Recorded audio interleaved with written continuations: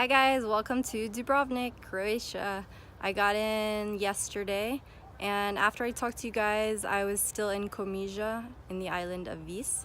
So walked around a little bit more. It's pretty small, so there wasn't too much to see. Just grabbed a bite before heading back to the town of Vis where I was staying.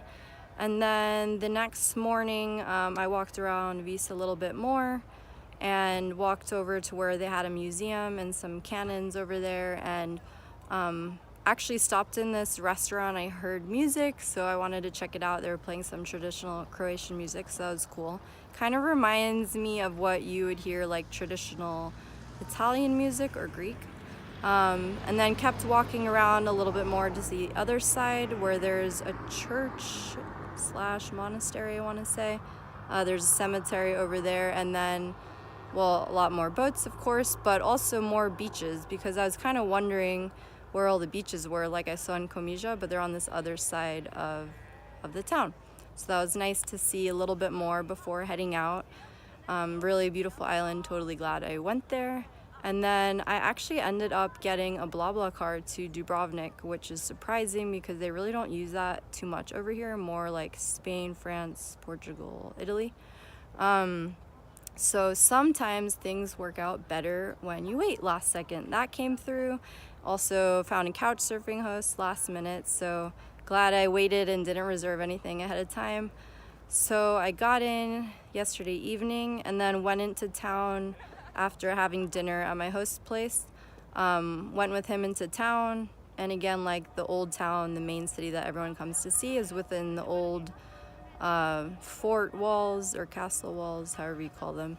So we walked around there a bit, which is really beautiful as usual, similar kind of to Split and Sadar, but just like all the towns here are really pretty. Walking within, they're all like white cream colored, and they have these stones and small passageways, and here you can see like all these small passageways with stairs going up and lanterns. It's really pretty. So walked around a bit, and also to like where the port is, and saw some nice views at night. He actually plays Spanish guitar and plays street music in the town. So he was doing that later on and got to check out that for a bit, which was really cool. He's really good. And then today came back into the town and have been exploring a bit more during the day so I can see the views a little bit more, and actually met up with my BlaBlaCar driver, so that worked out really cool. Just been hanging out and walking around with him, and again, like seeing similar views to yesterday, but obviously can see a lot more now because it's daylight.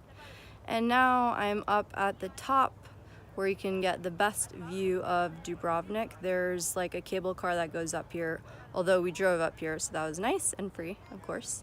And then on the other side, you can actually see Bosnia and Herzegovina. And then way in the distance, you can see Montenegro. It's like the mountain behind, I'll show you guys. So that way is the last town in Croatia. Past there is Montenegro.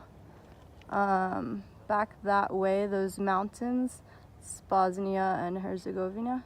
And I'm actually on an old bunker right now from the war. So many of these all around, everywhere you go. In Europe, of course. So, been enjoying the views. That cruise ship's been there forever. There's an island called Lokrum. And then right there, that's like the old part of the town. You can see the boats, and those are like the old city walls, which maintains the city, and the rest of the town and more islands out that way. That's where the cable car goes up to the very top. So that's been today and yesterday, and I'm not sure what's happening the rest of the day. Probably grab a bite and drink later, I'm guessing. And I'm thinking kayaking tomorrow because I saw they do some tours here. It looks really awesome. They go stop by that island, Lokrum that I showed you. And you can go snorkeling and swimming and check out some caves, so it looks really cool. Oh, and another thing I forgot to tell you guys that I learned before when I was in Vis. So another thing that they drink, it's called Badvia. I'm probably already screwing up that name. It's half water and half wine. Learned about that. And then also the other alcoholic drink that I've tried here is called rakia. Anyway, so just some side notes of things I learned, the drinks here, different things they have.